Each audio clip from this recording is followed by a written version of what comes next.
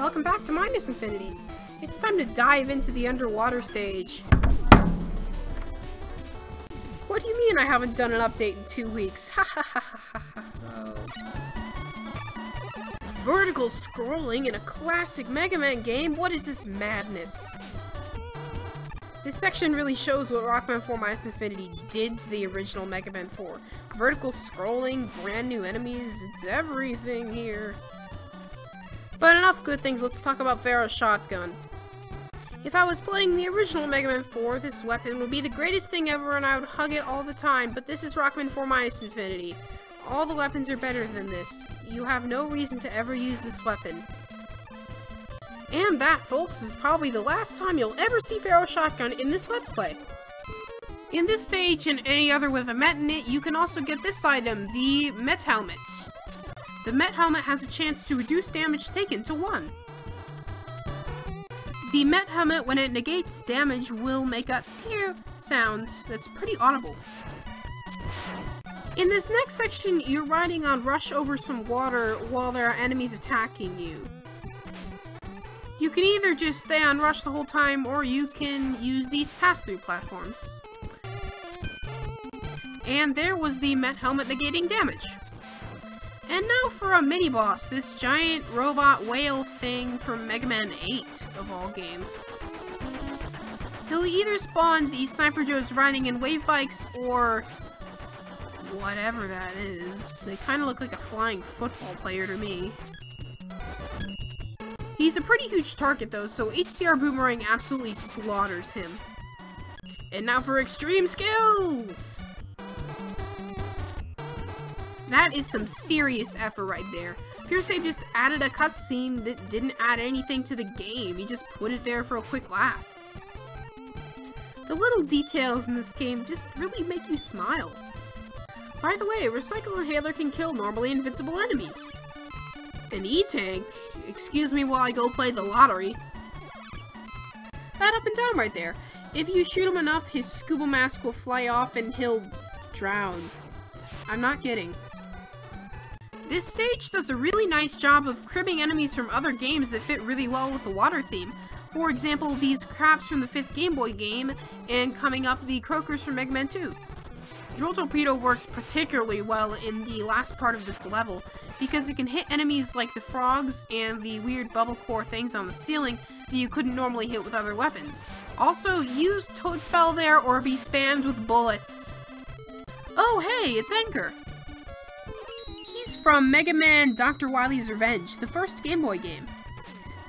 He absorbs your bullets with his magnetic spear, and the more bullets you shoot into him, the larger projectile he shoots at you.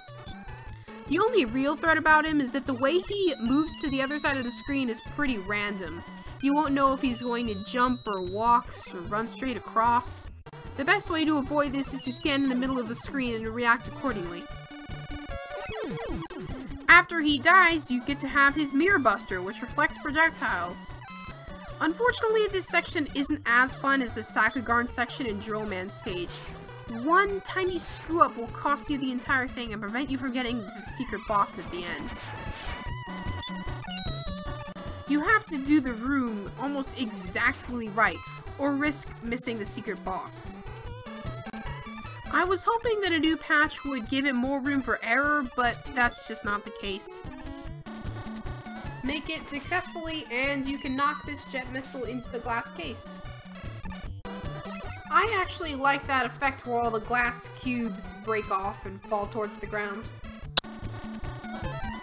And the secret boss is Waveman from Mega Man 5. I guess it's a pattern to have really easy secret bosses?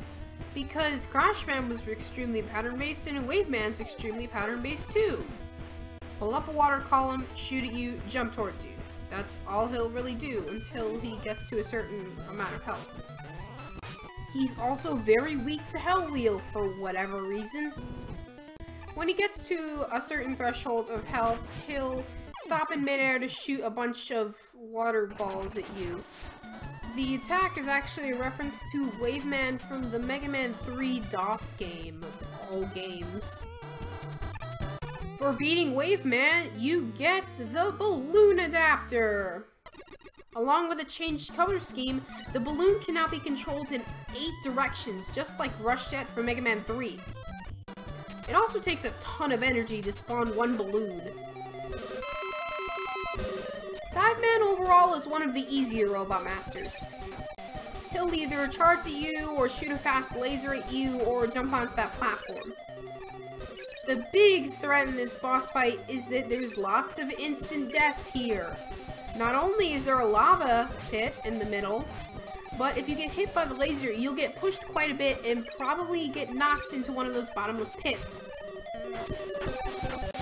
If you can tell when he's about to shoot the laser though, you can pretty easily lead it, so it's not much of a danger. Critical mode makes him go faster and become invincible while charging.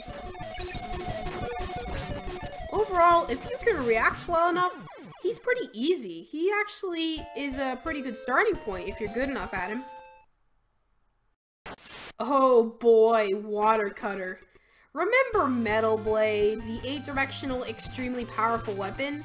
Water Cutter is just that, except it pierces and is really fast.